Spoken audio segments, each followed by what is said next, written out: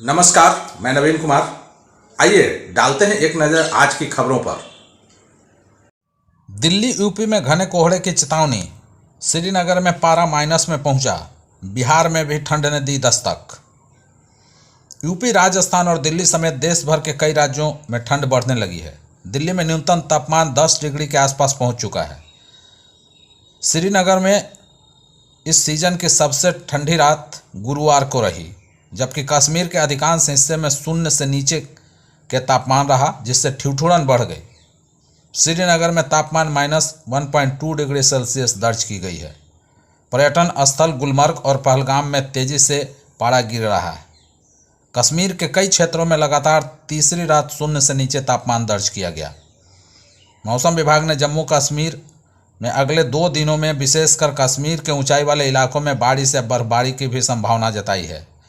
इसके साथ ही पंजाब, हरियाणा, हिमाचल, दिल्ली, यूपी, बिहार समेत कुछ राज्यों में कोहरा छाने की भी संभावना है। वहीं बंगाल और केरल में बारिश के आसार है। भाजपा की बैठक से नहीं पड़ता है फर्क, जल्द बनेगी तेजस्वी की सरकार।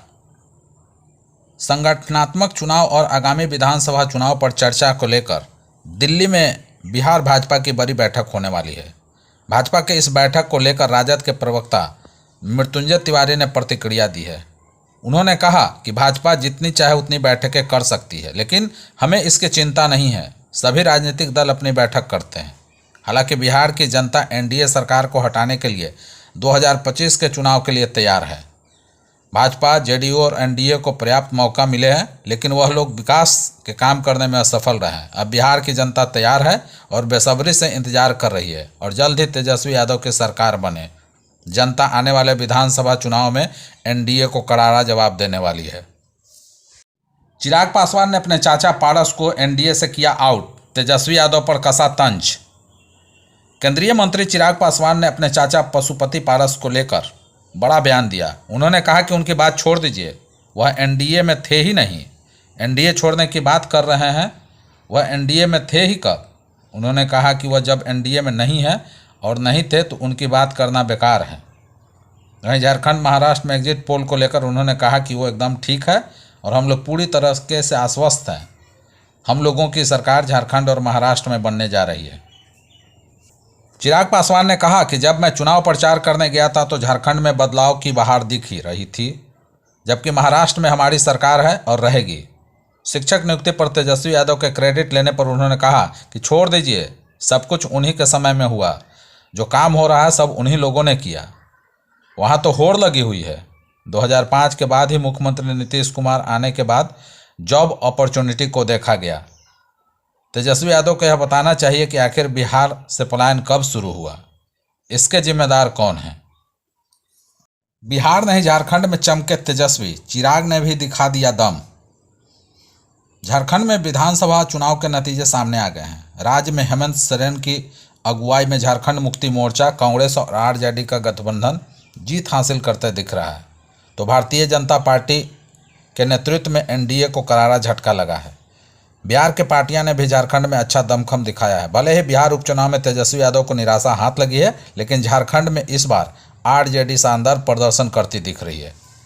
लालू यादव के बेटे तेज प्रताप को किसने दी धमकी? लालू यादव के बेटे और पूर्व मंत्री तेज प्रताप यादव ने भागलपुर के डॉक्टर आर्यन यादव के नाम के एक शख्स के खिलाफ पटना सचिवालय थाने में मामला दर्ज कराया है। उन पर मानसिक प्रताड़ना, सोशल मीडिया पर बदनामी और फोन पर धमकी देने जैसे गंभीर आरोप है। तेज प्रताप ने बताया कि आर्यन खुद को डॉक्टर बताता है और उन्हें परेशान कर रहा है। तेज प्रताप ने मामले की जानकारी भागलपुर के एसपी को भी दी है।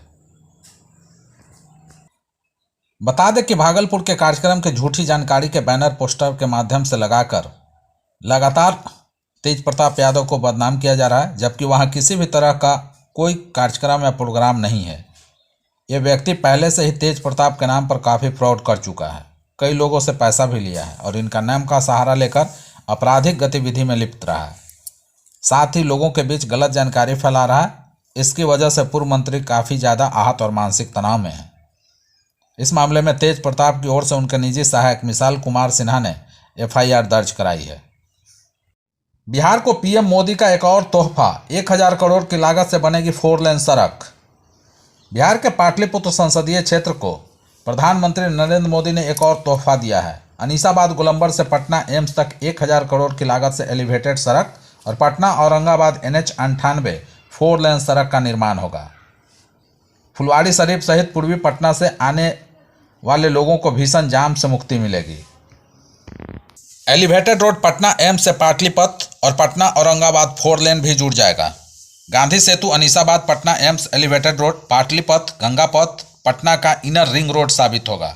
लोगों को इससे काफ़ी लाभ होगा और राजधानी की ट्रैफिक व्यवस्था जाम फ्री और सुचारू रूप से चलेगी। क्या शिंदे बनेंगे महाराष्ट्र के नीतीश कुमार या फडणवीस की तरह जीत के बावजूद जाएंगे हार? महाराष्ट्र विधानसभा चुनाव में सत्तारूढ़ महायुति ने वापसी की है और 218 सीटों पर बढ़त बना ली है। महाविकास आघाड़ी लड़ाई से बाहर हो गई है। अब महायुति में नए सीएम को लेकर चर्चाएं होने लगी है। बीजेपी सबसे ज़्यादा सीटों पर जीत हासिल करते देखी जा रही है। ऐसे में सवाल उठ रहे हैं कि भले ही बीजेपी सबसे बड़ी पार्टी बनकर उभर रही है, लेकिन क्या इस बार उसका अपना मुख्यमंत्री बनेगा या महाराष्ट्र में फिर बिहार मॉडल दोहराया जाएगा? इस बीच महायुति में नए मुख्यमंत्री की लड़ाई अब और तेज होती जा रही है। बीजेपी और शिंदे सेना के नेताओं के बयानों ने माहौल को गर्मा दिया है और नए पुराने समीकरणों पर भी चर्चाएं होने लगी है। एकनाथ शिंदे, देवेंद्र फडणवीस और अजीत पवार के सियासी भविष्य पर भी क्यासबाजी शुरू हो गई है। सवाल उठ रहा है कि भले बीजेपी सबसे बड़ी पार्टी बनकर उभर रही है, लेकिन क्या इस बार उसका अपना मुख्यमंत्री बनेगा या महाराष्ट्र में फिर बिहार मॉडल दोहराया जाएगा या कहें कि एकनाथ शिंदे को ही दोबारा मुख्यमंत्री बनाया जाएगा?